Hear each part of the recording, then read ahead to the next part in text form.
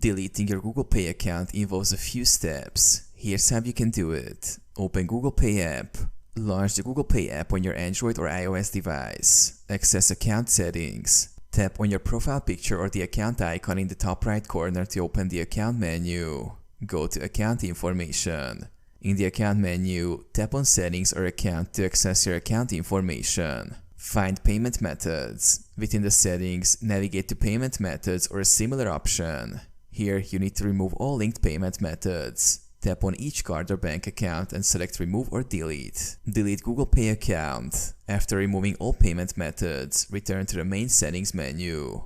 Look for an option that says Close account, Delete account, or something similar. Tap on this option. Confirm deletion. Follow the prompts to confirm the deletion of your Google Pay account. You may need to enter your password or verify your identity. Verify account deletion. Once confirmed, your Google Pay account will be deleted. Check your email for a confirmation message from Google.